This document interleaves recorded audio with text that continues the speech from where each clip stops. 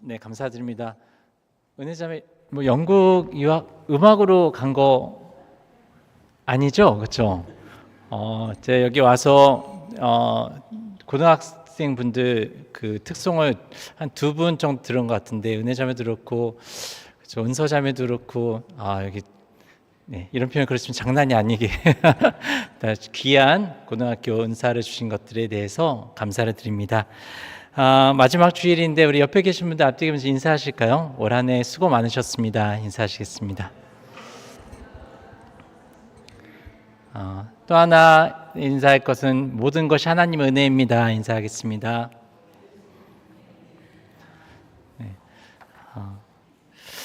저희가 이렇게 예배 드릴 수 있는 것에 감사하고 또 이 마지막 주 예배를 여호수아서 24장 본문으로 또 나눌 수 있는 것에도 감사를 드립니다. 어느 정도 신앙생활을 좀 하신 분들은 아주 유명한 고백이 오늘 나오는데요. 나와 내 집은 오직 여호와만 섬기겠다라는 말씀이 나옵니다. 이것은 우연이 아닌 살아보고 내린 결론이라고 그렇게 생각을 합니다. 이 고백을 하고 있는 여호수아는 결코 짧지 않은 그런 삶을 살았는데요. 오늘 읽진 않았지만 24장의 29절에는 110세를 살았다 이렇게 말씀합니다. 기간도 기간이지만 그는 여러 가지 굵은 그런 굵직한 사건들을 몸소 경험을 했습니다. 이런 격변의 시대에 살아남은 것만 해도 기적인데 라는 생각을 하게 됩니다. 여러분, 만약 60만 명이 죽은 참사가 있었다라고 한다면 그 중에서 생존자가 딱 2명이다. 정말 놀라운 일이죠. 근데 여호수아는 갈렙과 더불어 그러한 삶의 증인으로서 지금 이 자리에 있는 것입니다. 하나님께서 이스라엘 백성들을 애굽 곧 이집트에서 끌어내셨는데 인도하셨을 때 그 땅에 재앙을 내리셨죠. 그 일을 목격한 최고 연장자 중에 한 명이다라는 그 증인으로서 오늘 이 말씀을 증언을 하고 있습니다. 무엇보다도 그는 모세의 곁에서 홍해가 갈라지는 것을 본 사람이죠.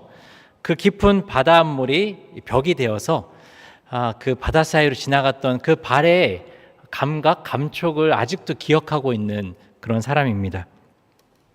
이것이 단순한 자연현상이 아니었던 것은 이후에는 다시 물이 세력이 회복되어서 이집트의 군대들을 수장시켰다라는 것들도 우리가 알 수가 있죠.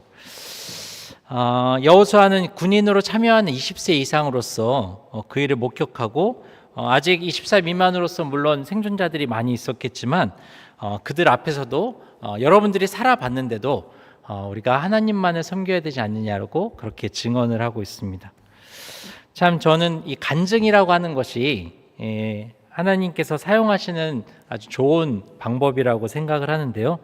여기 계신 분들도 물론 하나님께서 살아계시는 그런 경험들을 많이 가지고 계실 것입니다.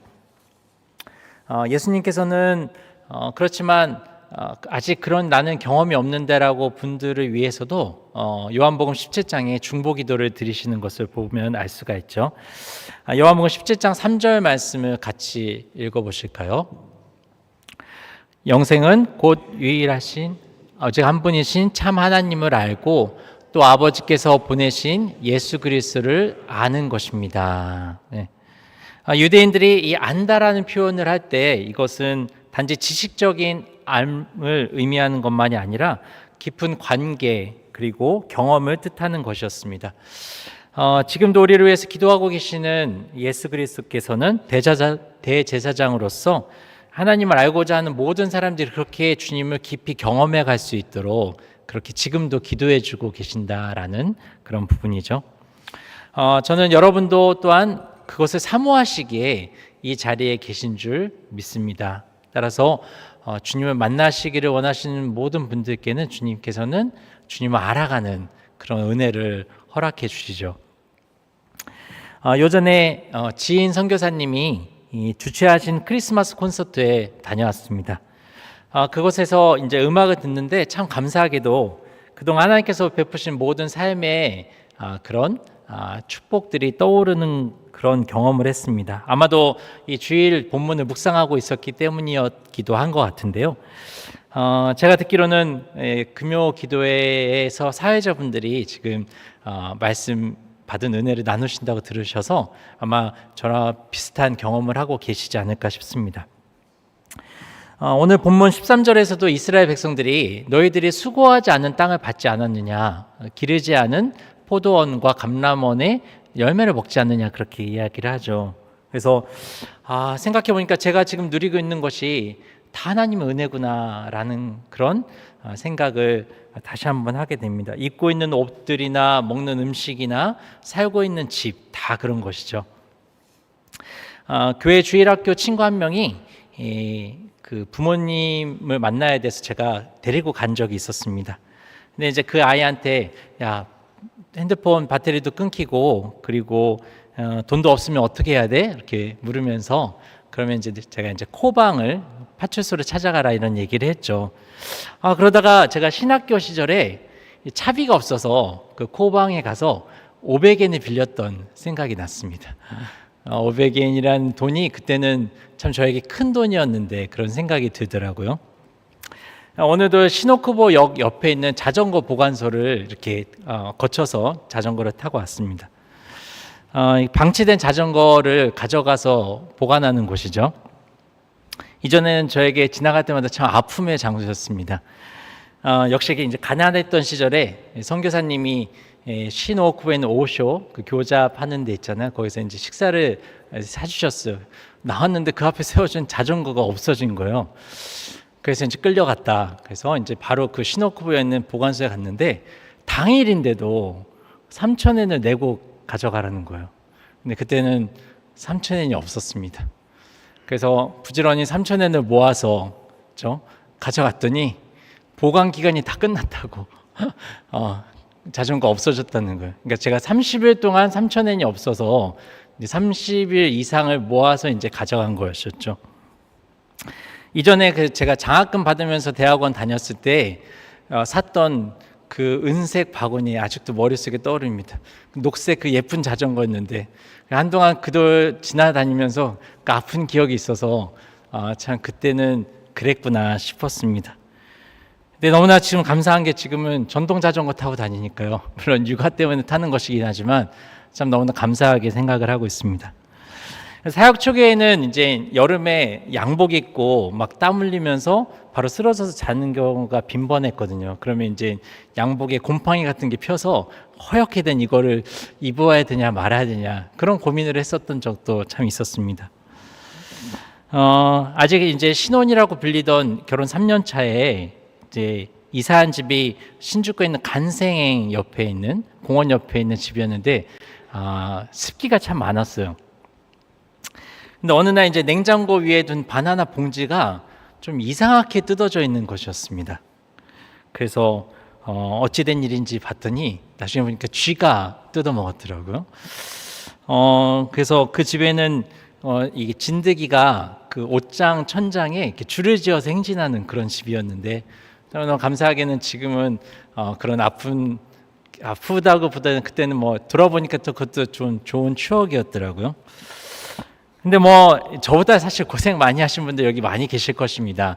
제가 옛날 신방 했을 때 그 청년이 하는 말이 신문을 돌리는 청년이었는데 자기가 이제 평소에는 흰 밥하고 고추장만 먹다가 일주일에 딱 한 번 거기에 계란 넣어서 먹는다고 했던 청년을 신방한 적도 있었습니다. 여기 계신 분들이 다 어렵고 힘든 시절을 지나와서 지금 이 자리에 계신 것이죠. 지금은 은혜로 너무나 잘 살고 있습니다. 생활비 걱정 없이 누군가에게 식사 대접을 할 수 있게 되었고요. 지금은 청결한 집에서 겨울에도 따뜻하게 잘 지내고 있습니다. 그렇다면 어떻게 살아야 될까라는 그 도전이 오늘 본문에 주어지는 것이죠. 우리가 이제 조강지처라는 단어가 있는데요. 잠깐 보여주시면 이제 저런 한자로 되었습니다. 일본어로는 소코노츠마라고 되어 있어서 저거는 이제 조라고 하는 것은 쌀 지게미를 의미하지 않습니까? 강은 이제 벼의 결의를 의미합니다. 힘들어서 저런 것을 먹고 함께 지냈던 그런 아내를 이제 소코노츠마라고 그렇게 하는 것이죠. 근데 그런 아내에게 신의를 버리면 그러면 보통 우리는 사회적으로 뭐 매장당해도 괜찮은 사람이라고 생각을 합니다. 그렇다면 우리가 하나님께 대해서는 더하는 것이죠. 14절에 보니까 우리가 진실과 신실함으로 하나님을 섬기는 것이 마땅하지 않느냐, 그렇게 우리에게 말씀을 하십니다. 오늘 오늘 11절에 보니까 이스라엘 민족이 요단강을 건넜다 이렇게 되어 있는데요. 이 강에서 건너왔다는 말씀 처음에도 나왔습니다. 전반부에 보니까 아브라함이 강에서 건너왔다. 24장 3절에 보니까 우리가 읽었지만 아브라함을 강에서 건너게 하셨다라고 되어 있습니다. 그럼 이 강은 어떤 강인가? 사진에서 보여주시면, 그림으로 보여주시면 이 강은 더 리버라고도 되어 있는 유프라테스 강을 의미합니다. 그러니까 아브라함이 갈대아 우르에서 살았던 시대에 하나님께서 그곳에서 인도해 내셔서 그래서 지금 이스라엘 백성들이 있는 곳을 약속의 땅으로 주셨다라는 것이죠. 그래서 어떤 학자들은 이 히브리인이라는 히브리가 강을 건넜던 이브리에서 왔다라는 그런 얘기도 하는 이스라엘의 정체성이 있는 단어입니다. 근데 하나님께서는 이번에는 요단강에서도 건너게 하셨다. 아브라함에게 이삭을 주시고 이스라엘 백성들이 지금은 200만 명이 넘는, 아브라함이 이전에는 그냥 그대로 살았다면 갈대아 우르에서 뭐 큰 아버지는 되었을 수도 있겠죠. 그렇지만 하나님께서 은혜로 그를 많은 민족의 아버지 아브라함으로 삼아 주셨습니다. 지금에도 얼마나 그 이름이 영화로운지, 그렇죠? 아브라함 링컨이라는 이름에도 쓰여지고, 그 다음에 최근에 보면 아브라함 합이라고 해서 이스라엘과 중동의 연합, 뭐 이럴 때도 대명사처럼 사용이 되는 것이죠. 그러니까 하나님께서는 아무것도 아닌 사람을 불러서 지금 이 민족을 삼아주신 것도, 이것도 하나님의 은혜가 아니냐, 그렇게 말씀을 하고 있습니다. 우리가 보통 10년의 은혜도 갚는다고 하는데 하나님께서 베풀어 주신 400년 이상의 은혜는 당연한 것이 아니겠느냐, 그렇게 말씀하시죠. 최근에 호소가와 가라샤라 부인이라는 책을 읽고 있는데요. 미우라 아야코 씨가 쓴 그런 역사 소설이기도 합니다. 이제 그곳에 보면 그 당시가 이제 도쿠가와 이에야스 조금 직전의 시대였으니까요. 이제 에도 막부가 시작하기 전에 그 시간이죠. 뭐 그뿐만 아니지만 뭐 이렇게 보통 보면 가신들이 주군을 섬기잖아요. 그것도 막 대대로 섬깁니다. 거의 여주인공 보면 다이묘의 딸인데 가신들이 자기의 생명을, 목숨을 바쳐서 섬기죠. 그렇죠? 보통 이제 그런 이유는 뭐냐면 이제 낭인이었을 때, 로닝이었을 때 자기를 걷어줬던 다이묘, 그러면 뭐 이렇게 진짜 목숨을 다하는 것입니다.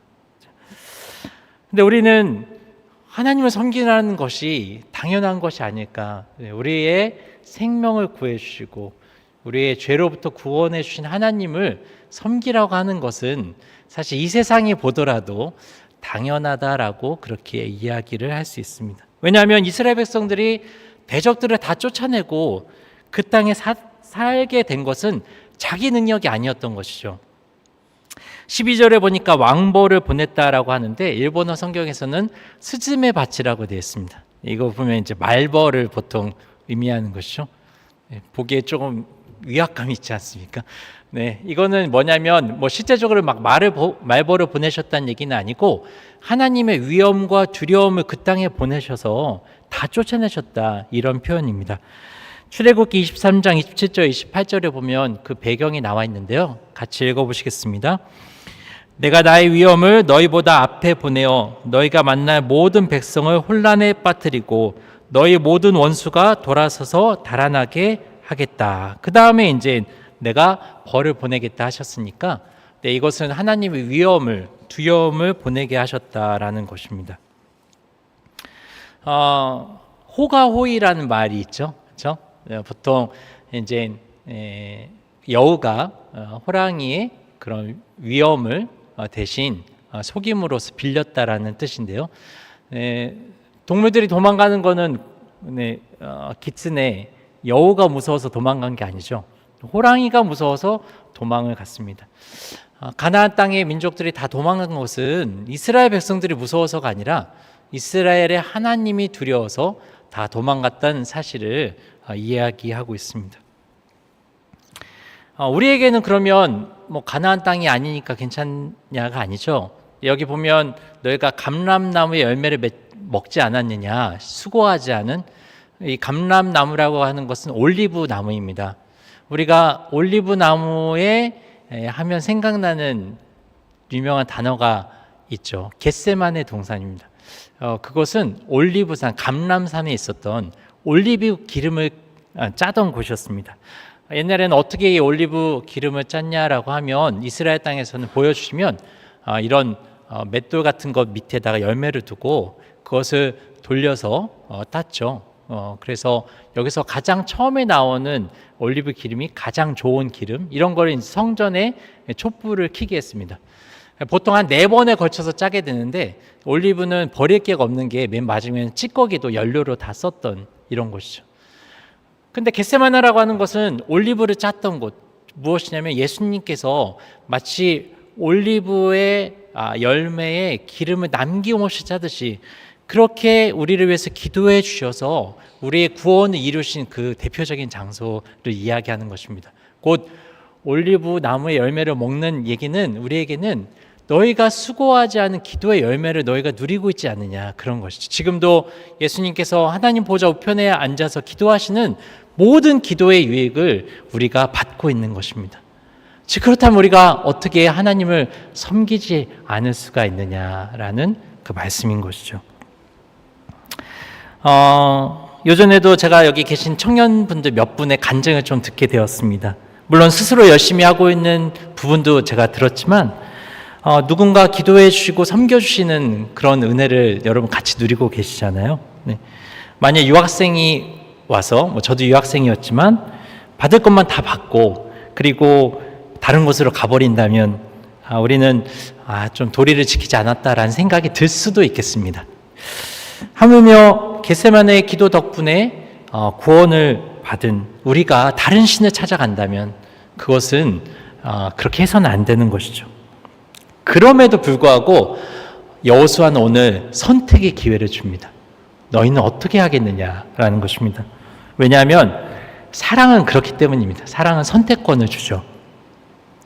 공동체에서 도와주면서 그러면서 잘 되면 어디 가기 없습니다, 이런 얘기 안 하시잖아요. 그렇죠? 네.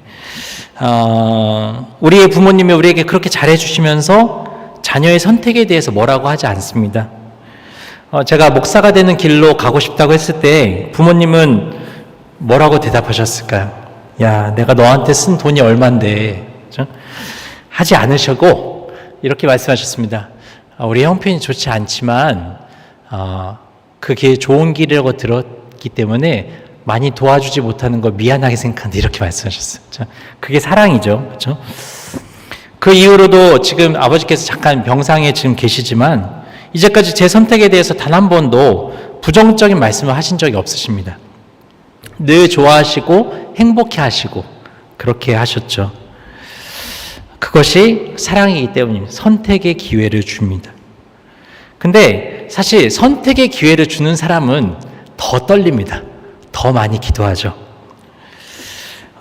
제가 이제 멘토링에 대해서 배운 것은 리더는 일정 기간 리더의 역할하고 멘토의 역할하고 그 다음에 멘티에게 지도를 받는 사람에게 선택의 기회를 주는 겁니다. 더 계속 하겠느냐 말겠느냐죠. 그래서 저도 성경 공부가 일단락 되면 그러면 그 다음 단계로 가겠느냐라는 질문을 해요.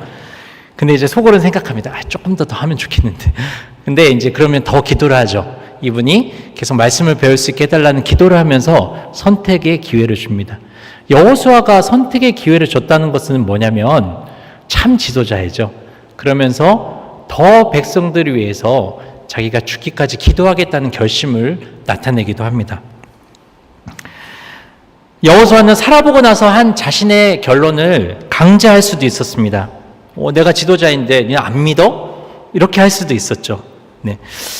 그렇지만 자신은 더 큰 십자가를 집니다. 나와 내 집은 여호와를 섬기겠다. 모든 사람들이 나의 지도권에 대해서 부정할지라도 내가 불이익을 받더라도 나는 나와 내 집은 여호와를 섬기겠다라고 이야기를 합니다. 여러분, 이걸 보면 누가복음 15장에 나오는 탕자의 아버지가 생각나지 않으십니까?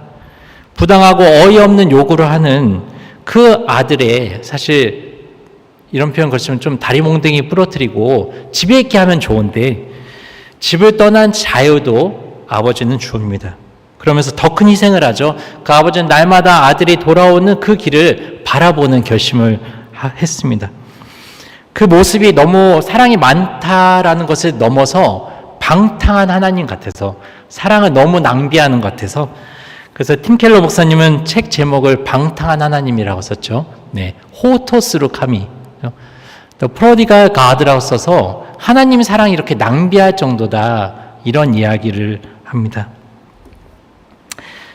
여호수아는 백성을 방치한 것이 아닙니다.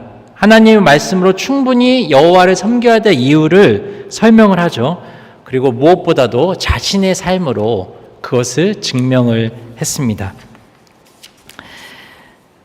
바울도 로마에 있는 성도들에게 충분히 말을 하죠. 죄의 종이 되었을 때 너희에게 허락된 것이 무엇이었느냐라고 말합니다. 로마서 6장 21절을 읽으실까요?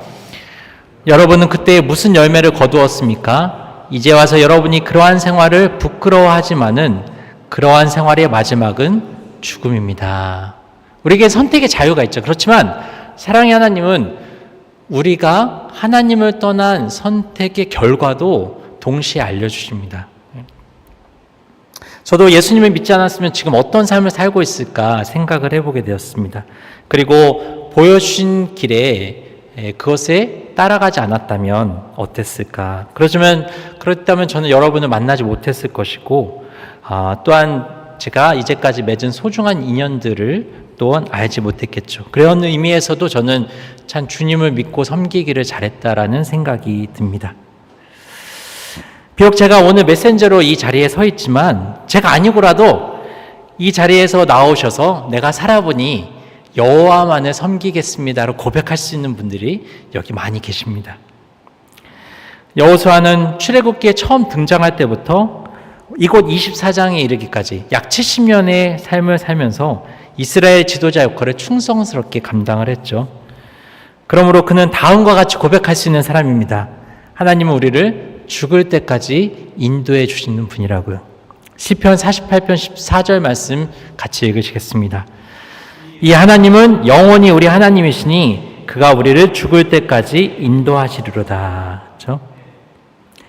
근데 일본어가 조금 더 은혜로워요. 뭐가 되냐면 우리 성경에서는 죽을 때까지인데 일본어 성경에서는 시오코에때, 죽음을 넘어서라도, 그렇죠? 다 사실이죠. 하나님 우리가 죽음을 넘어서라도 우리를 인도해 주실 수 있는 분이다. 그러면서 보면 우리도 무슨 사람입니까? 강을 건너는 사람이죠. 참 재밌던 게 우리 믿음의 선배분들이 뭐 얘기했냐면 죽는다 할 때 뭐라고 했죠? 요단강을 건넌다. 강을 건넌다 했죠. 하나님께서 유프라테스 강을 건너서 아브라함을 인도하시고 이스라엘 백성을 요단강을 건너서 인도하시고 우리 역시 강을 건너서 죽음을 건너서라도 시오코에 때 미치비테 구다사르라고 그렇게 우리에게 축복을 해주십니다. 주님께서는 우리를 죽을 때까지 생명의 길로 인도해 주실 것입니다. 바로 그 주님만을 믿고 섬기기를 결심하며 나아가시는, 또 그런 축복을 우리에게 주시는 주님을 기대하면서 또한 축원드립니다. 기도하시겠습니다. 주님, 우리는 주님을 일평생 따르고자 하지만 솔직히 그렇게 할 수 있는 힘과 능력이 제 안에는 없습니다. 이는 힘으로 되지 아니하며 능력으로 되지 아니하고 오직 나의 영으로 되느니라 약속하셨던 말씀처럼 성령님께 능력을 받아서 이 세상 끝날까지 주님만을 섬기게 해 주십시오. 이 모든 말씀 예수님의 이름으로 기도드립니다. 아멘.